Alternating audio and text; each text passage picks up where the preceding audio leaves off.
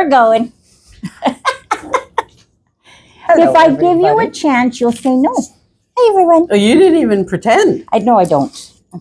We've Hi, been, everybody. we've been at this long enough. Guess who? Deborah. And Lori. And we've got Dayna here. She's with the side. We'll pull her in a little bit when we get You'll over. see her in a minute. She's So we have Tech really Talk. there. Yeah. Okay. Because we have Tech Talk today.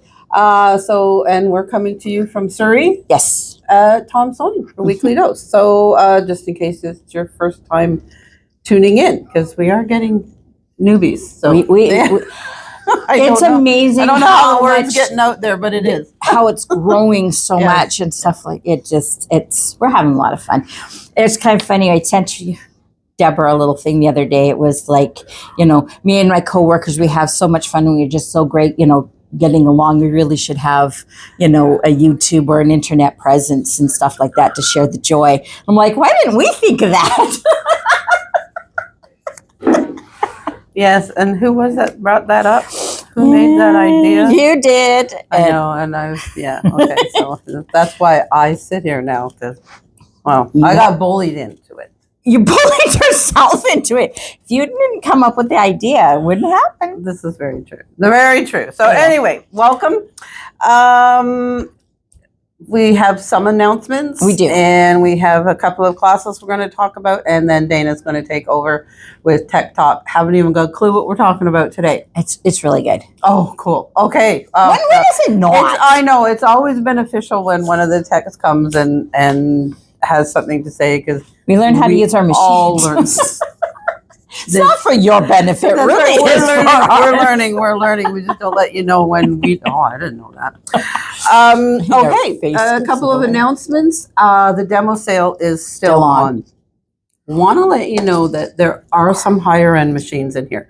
So if you were in the market and you were waiting for that magic number for you, there are some here that would probably be right up your alley if you come in and have a look. They've sold, like a lot of the machines have sold. They're blank spaces on the table. We are so, whittling down. So get in while you can, while they're still on that sale. Okay. And tomorrow we are getting in 8 boxes of fabric. yes, we got a sneak peek. It We is did. so cute. So yeah, I'm almost tempted to start a GoFundMe. Well, I have to.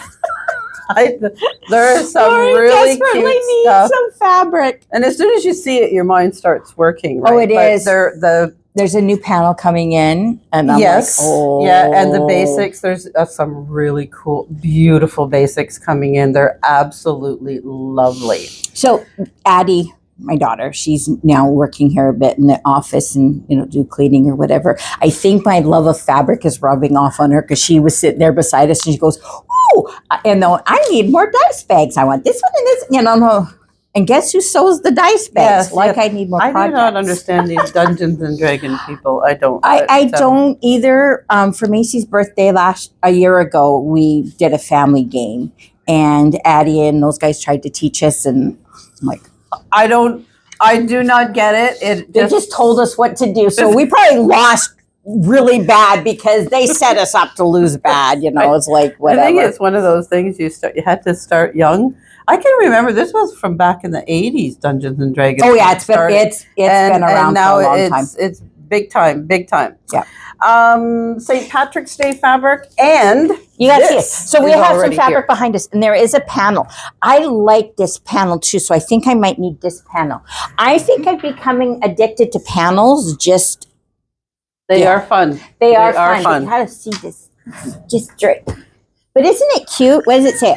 I love you so much. It is so cute. So there's those panels, but look at this. Like this one has got like sewing themes in it. There's the little gnomes. And this is just a sample of some of the Halloween fabric that we have.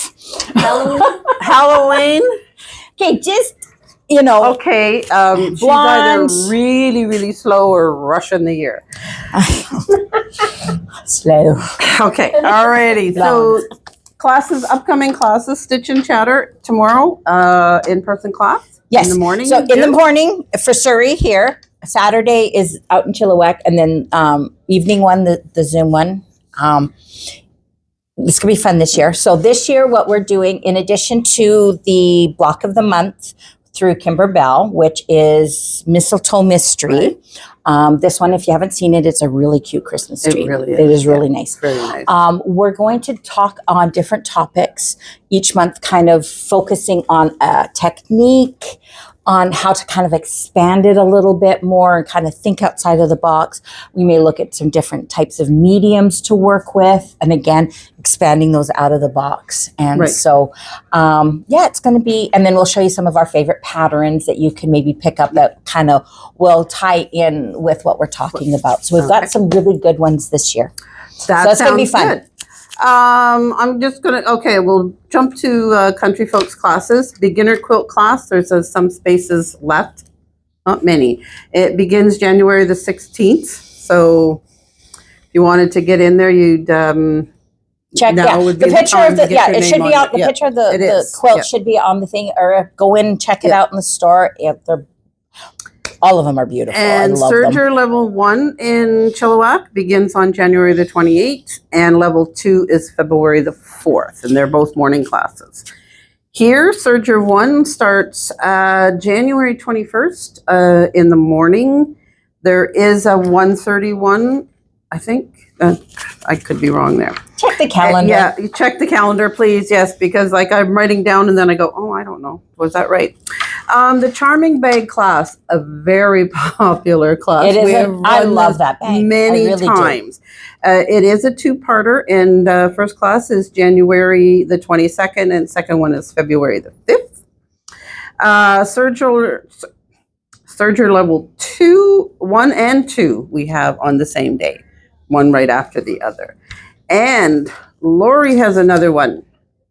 Oh, the machine. Oh, borders. Okay, so if you like doing background quilting, but it's the Kimber Bell borders. Okay, that one is a little tricky, and sometimes like reading it, you're kind of whatever. So we've run this before, and it was really successful. So we've got it in again, where you come in, you bring your machine, you're going to practice sewing those borders, because it really is about practice. And once you get that muscle memory and you physically do it, it really clicks. And you can then just whip out some beautiful borders, custom borders for your quilts, whether you're doing like embroidery quilts, regular quilts, whatever, that works either way. As long you just have to have an embroidery machine. But it's really great. Yeah, myself, I love borders. And so if I can add something to the border by embroidery or, other type, it just adds to the quilt for me. Yeah. And I do have a tendency to kind of keep my quilts around me. So there you go. It matters. Yes. So, yeah. And then we got lots. We got my computer class. I stopped in February. Yeah. At this point. There's a ton of them in there. So check out the calendar, and we got more coming. Yeah. We got Dayna with us. Okay. So I'm going to turn this a little bit so you can see Dayna. All right. Now I'm going to slide over here, and then you're right in there. There we go. So let me just correct myself here. I'm so used to being covered by an apron, I don't even worry much about it anymore. So today I'm going to go over with you guys just in general. Don't need to show you a machine for this one. And the thing that we're going to cover today is what kind of problems should you be fixing at home, and what kind of problems maybe should you not be fixing at home. So I thought we would start with the knots, just to give you an idea of what we're talking about. One of the main things that I want to bring up that you should not fix at home is anything safety related. And by that, I mean, if you see smoke or flame, first of all, what did you do? Secondly, please don't try to fix anything that made your machine stink or smoke or, goodness gracious, spark or flame. Please don't try to fix that. And don't let Uncle Ted fix it either. It's possible that you might have someone in your life or somebody that you know that could address it if it is related to, let's say you have my husband would never do this, but maybe an old power bar or something like that. Like if you bought that power bar at the Dollarama 6 years ago and someone spilled something on it, but you're still using it because one little outlet still works, please don't. Well, Just not a for your side note sewing machine. about power bars. Just an update that power bars and surge protectors are two different things. Yes. They are. Just because you bought a power bar, don't assume it's a surge protector. It came up in class yesterday, and so I was like, I got a power bar at the dollar store. That's not a surge protector. Yeah. So always plug your electronics into a surge protector, not just a power bar. Yeah. And some power bars are surge protectors, but they will tell you that on the label of the thing when you buy it. And please buy it somewhere, not Dollarama. Not anything wrong with Dollarama for certain things. Everything's got its time and place. Absolutely, yeah. When you're talking electrical stuff, it's probably not then. But there's other electrical things you should not try to fix at home. It's things like maybe your foot pedal works sometimes and sometimes it doesn't. That is not something we recommend you try to get into. It is super easy to break your foot pedal. It's also very easy to like if it's intermittently working, so you press on it and sometimes it works and sometimes it doesn't, or you move the cord and it works. All of those indicate either a problem with the cord, a problem with the foot pedal itself, or maybe even a problem with the jack that it plugs into. So either the power jack or the foot pedal pin jack. And in either case, this is not something you should try to address yourself, because I wouldn't say a lot, but a good number of times when that's happening, we actually can repair it. But as I mentioned, it's really easy to break those parts or to cause a bigger problem, such as you've now blown out your board, and the foot pedal might cost you, it might cost you nothing extra because we might be able to fix it during repair, or it might be up to, say, $80 or $100. Boards are a whole different story. Boards can cost many hundreds to even thousands of dollars. So please don't do that. So anything, just takeaway on that is anything electrical, please don't do that. And other safety things are things like I mentioned as before, which is like stinkers. Sometimes we get in a stinker. When you run it, if it starts to have an odd smell, please stop running it. If your husband's in the vicinity, it might be him. Otherwise, it may not. I'm really picking on my husband today. Yes, you are. Somebody did something they shouldn't have. He's always in the dark. He's all right. Anyway, another thing is any damage to parts of your machine. And by that I mean physical damage. So let's say you have damage on your bobbin case and you've noticed it, or maybe there's areas of your cover that have like cuts in it from thread or something like that. We know how to fix that in a way that will allow you to continue using it in most cases, not all. But we can do it in such a way that you don't just make it happen worse. And that would maybe save you from having to replace that cover or that part or whatever. And that's why I recommend you bring it to us. And sometimes that can be done under your warranty and sometimes not. And that could be covered even by just your service warranty. So don't try to fix that.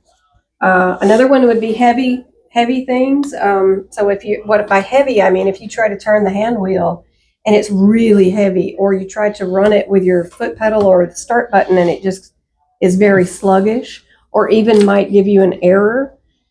There are some circumstances where that is something you can fix, but it's really rare. So one thing you could be seeing that from is maybe you cleaned out from under your bobbin case and you didn't get it in there well. And so the hook can't turn. That is something that you can fix, that one thing.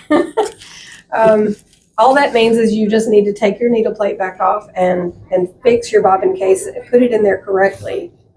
If you don't know how to put it in correctly, don't take it out. Come to us and learn how to take it out and how to put it back in, and we'll teach you how to do that and how to clean out from under it. And it's not hard, but it is particular. So that means that it must be done, it must be done correctly. So if you don't know how 100%, please come see us. We're happy to do that. And we won't charge you just to show you how to put your bobbin case in. Don't be afraid to come see us for tiny little things that make a big difference. We love to do that. The same goes for your needle threader. If your needle threader was working and now it's not, sometimes it's because there's some fuzz on it. And I guess in that case, if you're really careful, you could use your tweezers and maybe pull the fuzz off. Just don't yank on it and don't pull too hard. But anything but that, don't try to fix it yourself. The other thing you could fix yourself regarding the needle threader maybe is you have an extra needle threader hook and yours is one of these that pops off and pops on. In that case, if you've done it before or if we've shown you how to do it, you might be able to fix that. But we don't recommend you trying to twist that little hook or doing anything because even for us, it's dicey. This is why we get paid all the money that we get. Well, yeah, and we've also got the tools to do it. We do. We have tools that are specially made to do those things with, and we know how to use Q-tips and stuff. No, not really Q-tips. That's just going to leave lint. That's right. See, I was trying to say Q-tips and things like that don't work. So anyway, don't try to use, what's the other thing? Somebody told me they tried to use a toothpick. Not a good idea. Anyway, those are some things that you need to leave up to us. And honestly, most things, it's if you can't say, I've done this before and it's worked really well for me, then it's best to bring it to us and say, is this something you need to service or is this something you can show me how to do? And again, we're always glad to especially do that. with the newer, more electronic ones. There's so many motherboards and so much computers in there. One wrong little move and This is correct. Your little, $5 part possibly may have now turned into a, Yes, and that's a good point. Sometimes things, maybe something does need to be replaced, but it's a $14 part or a $5 part. Mhm. And it may even be something we can just pop on and send you on your way. Whereas if you try to do it yourself, you've now got at bigger minimum problem. a service, and in a worse scenario, you've got a really bad problem with the board or something. So don't try to do the complicated things. That's what we're here for. And what problems you can fix at home are things that I've probably mentioned before. So don't change the channel. But maybe you haven't heard this before. So first thing is tension issues. There are some tension issues that you can easily fix. And they are, and I would suggest writing this down and save it for future reference. Is first thing to do is check your tension setting. If your machine has adjustable tension and it doesn't, have to go into the computer to do it, if you've got a dial or a knob, it's always possible that you might have bumped it or moved it accidentally, or maybe you were working on a different project and you just didn't remember that you changed the setting. So always check that first. Maybe your cat is really talented. Mine is. Grandchildren. The other thing that I find even with sometimes with my tension, it's a threading issue. And so before I even touch any of the buttons, I re-thread both top and bottom because I may not have gotten that thread properly in that tension disc. That was actually my next suggestion. I'm learning and I'm so smart. I told you to set it before. But the tension setting, I would check even before threading, because if you thread it and it's still not working, well, you could do those maybe interchangeably. The next thing you should check, though, is your bobbin tension. Is your bobbin threaded properly? If you take the end of your pin top or something kind of firm and you press on that bobbin thread, it should feel firmly wound, just like your spool of thread does. It shouldn't be spongy. It shouldn't be soft like a marshmallow. It shouldn't be soft like a marshmallow. It should be hard like a table, kind of.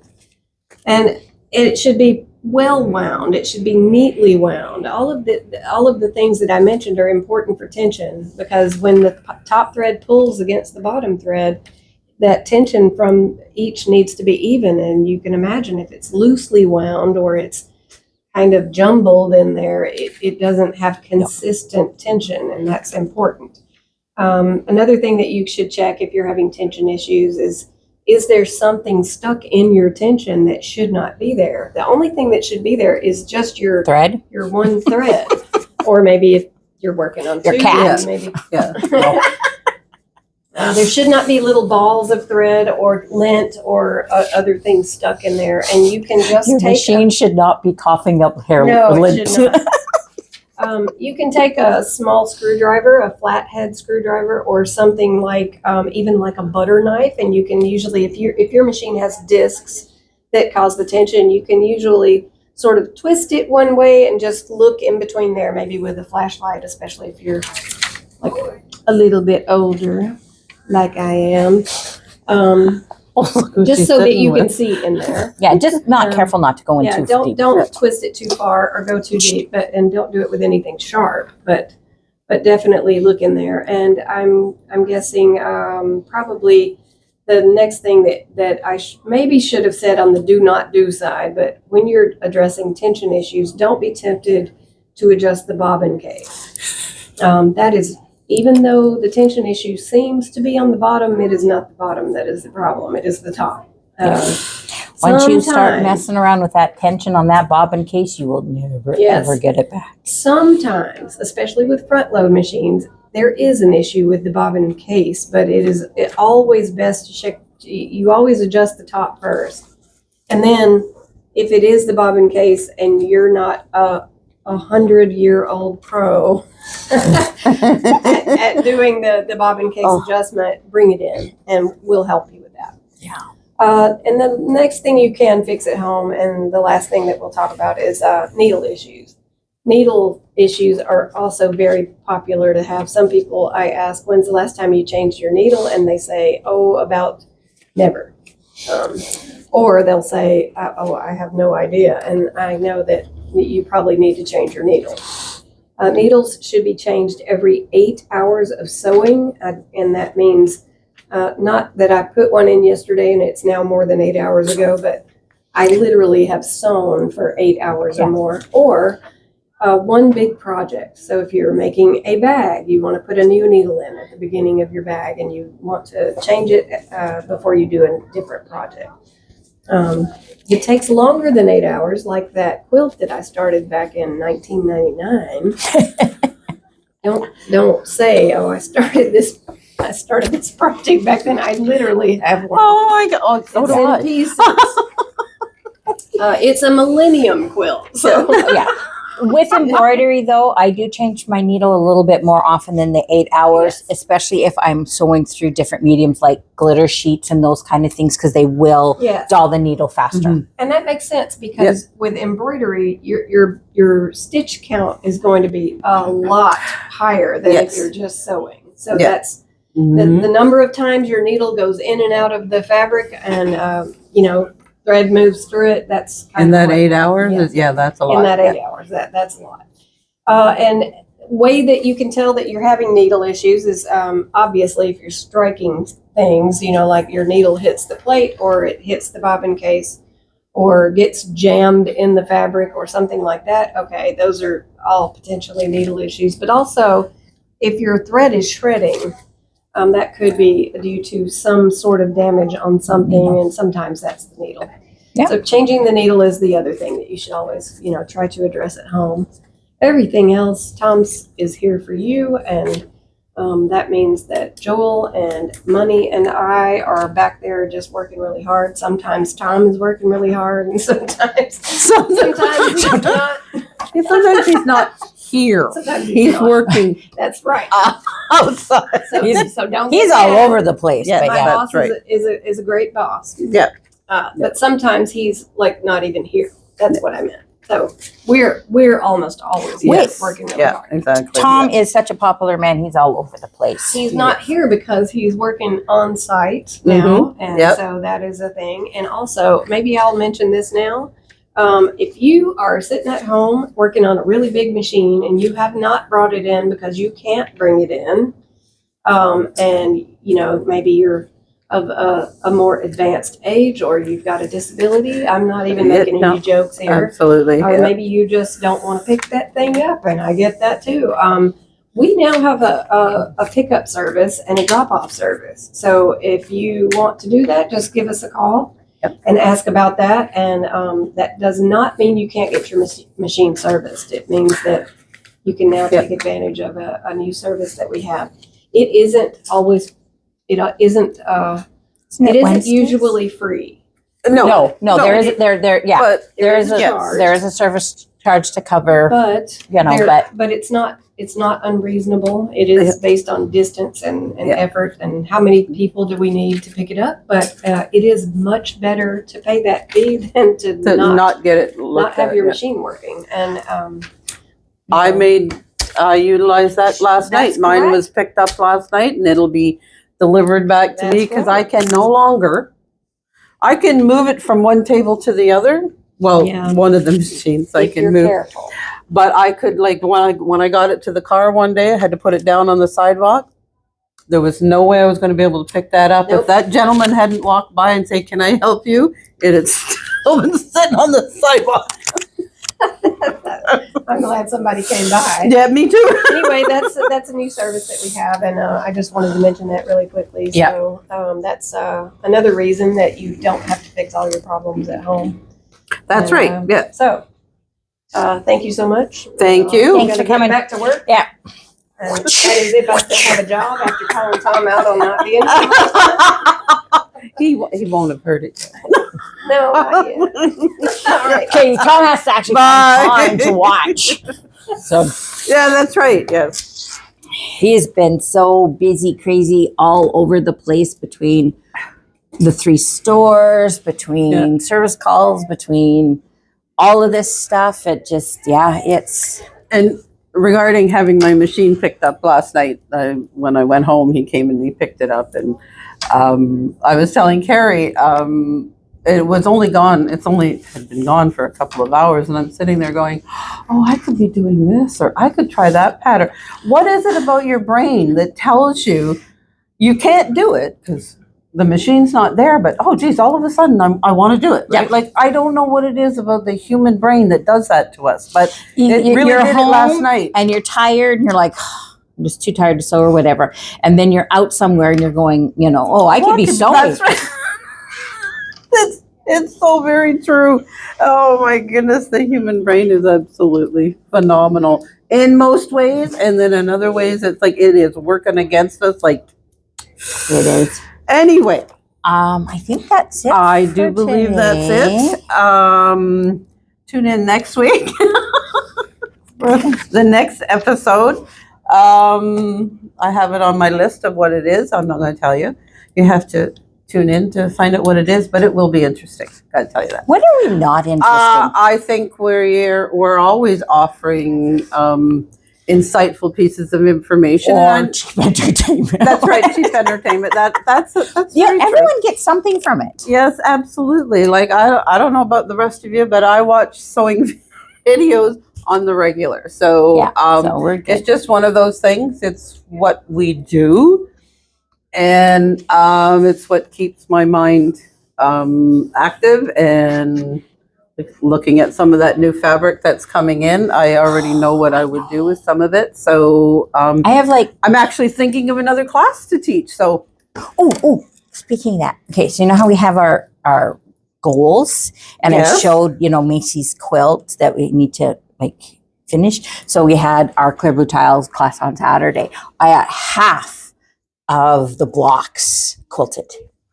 Well done. Yes, went from 1 to half of them done. So I'm like, yay! Good for you. Well, there you go. That is a major step forward because I'm slowly moving forward on only one, and I have so many. So it's just I had to teach how to do it, and then while everyone's stitching out, I showed them. I said I was a good egg, and I set the example.